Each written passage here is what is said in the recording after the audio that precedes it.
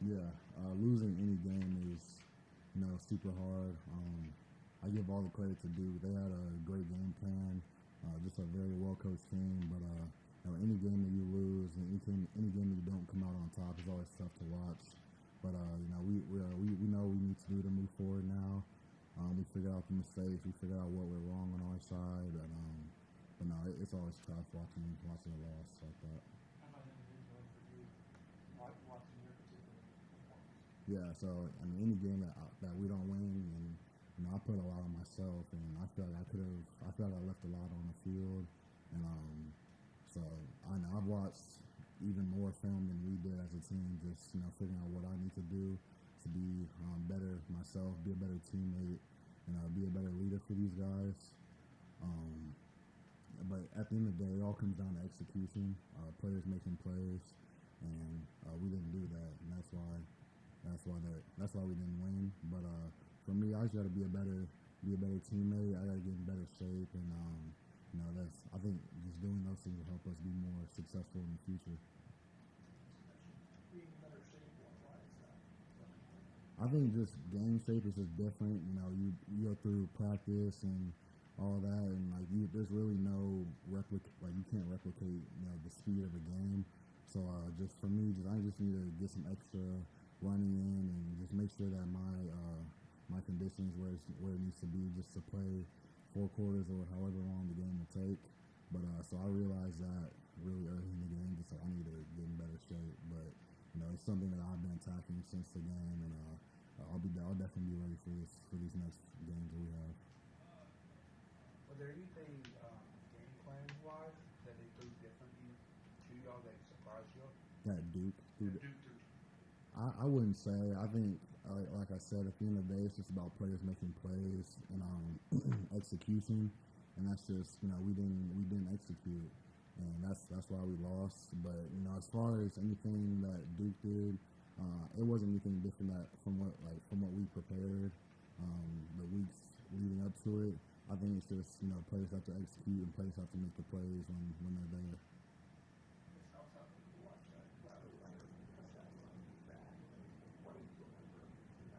Yeah, I definitely wish I can get that play back.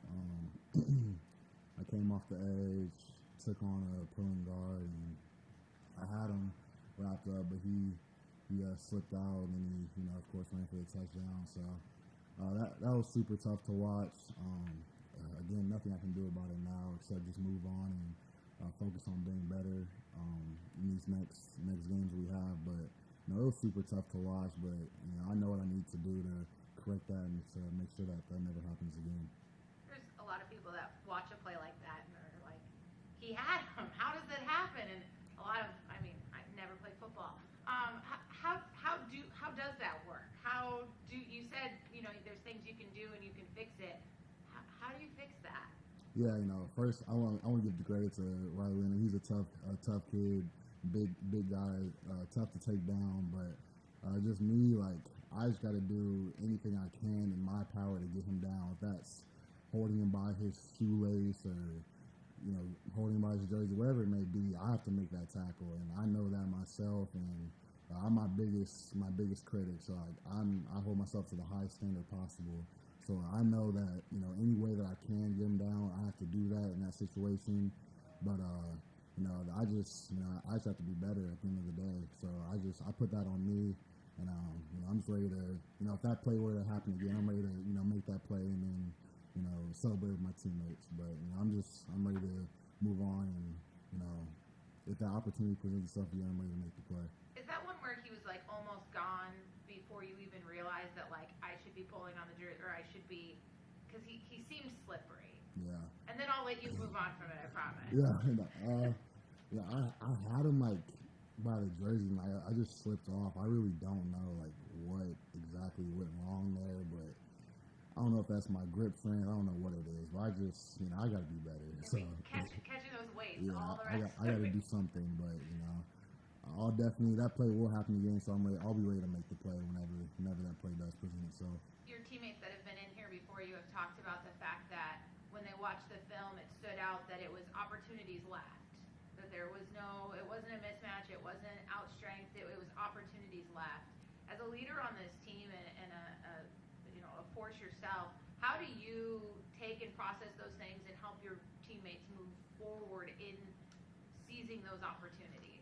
Yeah, I think watching the film was huge for us because we realized that all the stuff that we did, like, it was on us. Like, at the end of the day, we have to make the plays. Our coaches, had a great scheme going in, and I think watching the film really, like, gave us a lot of clarification that, like, we have what we need in the locker room, and we just have to, we have to execute the plays that our coaches call. So I think it's a lot of optimism going around with us, just knowing that, we have what it takes to be successful, and, we have all the tools, and we have everything we need. So, I think it's just, as hard as it was to watch the film, it also gave us a lot of clarification that we do have what we need to be successful. But I think we all know we need to do a step up and to take the next step as a team to, win out for the rest of the season.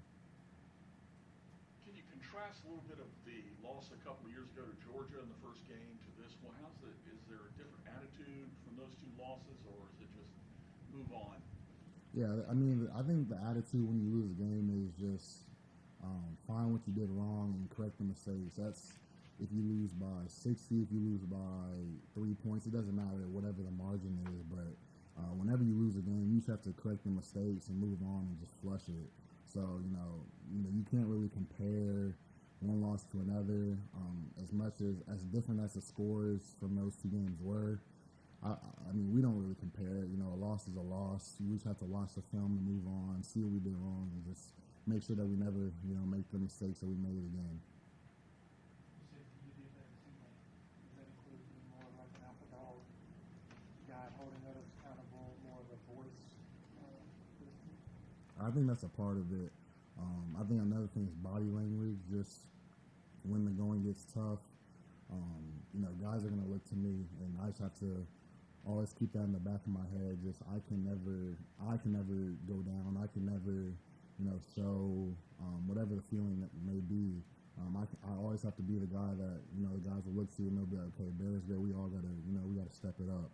So yeah, being more of a leader, that is a part of that. An alpha leader, that is definitely more a part of that. But the main thing is body language. Just when the going gets tough, just always being positive no matter what, and just having a unshakable belief.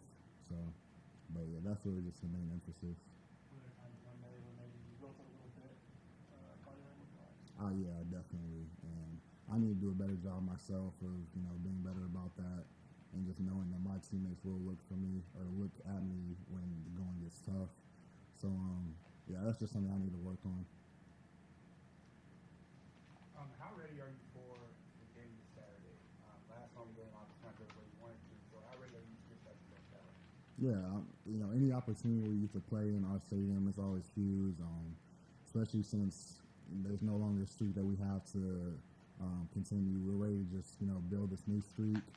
But, I'm super excited just to get back on the field with the guys and, fix the mistakes that we had last game. But I'm just super excited just to get back in Death Valley and, any opponent that it is, I'm just excited to play.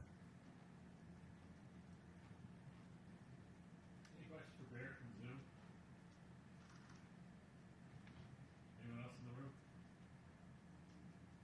All right, thanks, Barrett. Thank you.